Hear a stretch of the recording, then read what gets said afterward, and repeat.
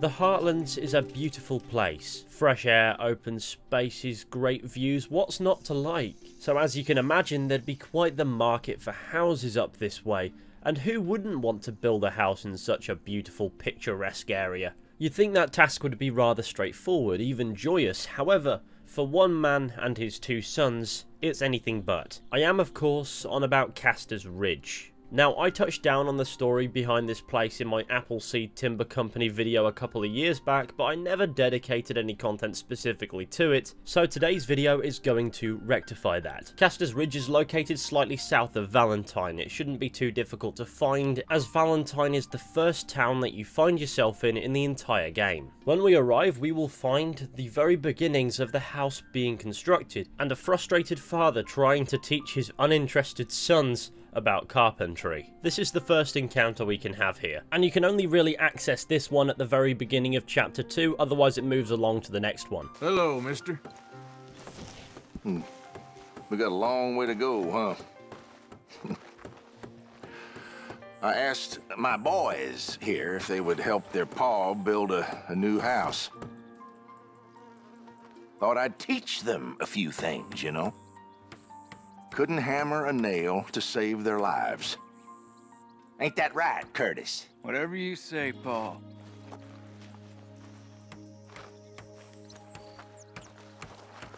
Look out!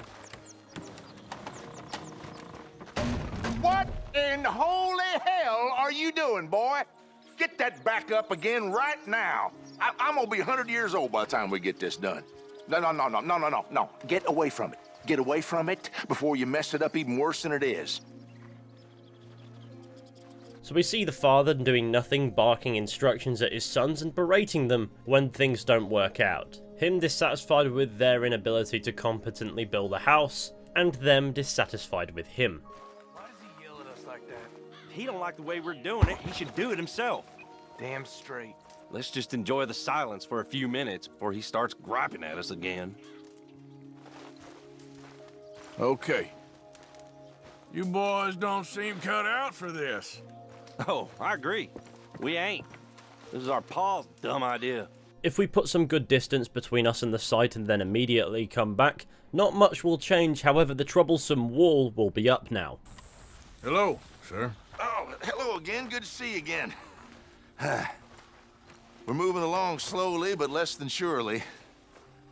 I got more chance of teaching a pig to sing opera than to turn this pair into carpenters. You don't look so bad to me. I asked God for sons, and he sent me donkeys. Ain't that right, boys?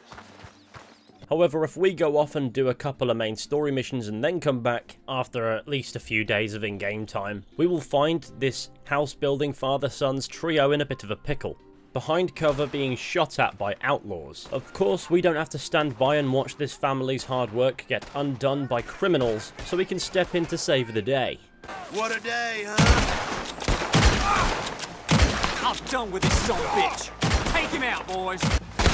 Crush!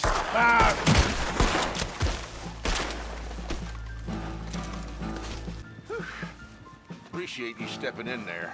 Those bastards been turning the screw on me from day one, saying I gotta pay them protection money. I told them where to stick it, and well, I guess you just saw how that panned out. What happened to you two? Cowering like dogs. You wouldn't give us no guns, Pa. This is the worst idea I've ever had. We're with you on that. He didn't give his sons any guns and still blamed them for not fighting the outlaws. Despite not being too hands-on himself, if anything goes wrong, he seems to quite comedically blame it on his sons. However, despite the violent interruptions, it appears as if progress is indeed being made on the house. It's interesting that he stated these outlaws were trying to get him to pay protection money since day one, as the most prominent gang in this area are the O'Driscolls, and they're not too keen on sharing their territory. And these guys do not dress like O'Driscolls, who can be identified by their black duster coats. How big of a threat could they really have been? Granted, if you do not intervene, the characters building this house can die. But if these bandits had a long-term plan, they were likely trying to execute it in the wrong area. Anyway, that's it for the second encounter at Castor's Ridge. By the third encounter, the house is nearly completed, however, our help is required once again. Oh, hey there. How's it going? Well, it ain't going at all. We're broke. We're about ready to call it quits, to be honest with you. Listen, I hate to ask, but is there any way that you could help us get the supplies that we need to finish? Here we can choose to either give money or go and fetch the supplies from Appleseed Timber Company. All right, here you go. But you best not be playing me for a fool. Oh, I ain't, mister. I swear. I'll be back later for what you owe me. I'll have it just as soon as we manage to sell this place off. And now all that's left is to come back later to see the house completed and get our money back. Time for me to move on, though. Just sold it to a farmer moving up here from the south. Good for you. So can I have my money now? Of course, not a problem.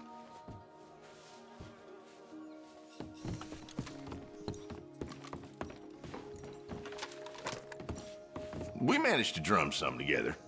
Here you are, as promised, and with interest. If you choose to give the man your money to help him get this place up and running, he will give you the money back with interest, meaning you make $50 profit. Now that the house is completed, only one room actually has an interior, the rest of it is just a nothing building, and as the farmer said, they'd already sold it to a farmer coming up from the south. If we come back again not too much later on, we will find a garden out front, and the only accessible room in the house will now be furnished. We can also meet the couple that now own the place, however they have nothing interesting going on about them whatsoever. Bringing us to the end of this video about the construction of the farmhouse at Castor's Ridge, a building that we as the player can help complete by simply paying attention to the open world. The building doesn't change at all going into the epilogue, so it's not really worth mentioning in regards to that beyond this. So, thank you all for watching this video, I hope that you've enjoyed. Be sure to go ahead and leave a like, subscribe, share the channel with your friends and all that wonderful stuff, that would be super fantastic. And of course be sure to go ahead and follow me on Twitch via a link in the description, we have some good fun over there, so definitely check it out. And with any luck, I'll be seeing you all very soon with another video at some point, but until next time, take care and goodbye.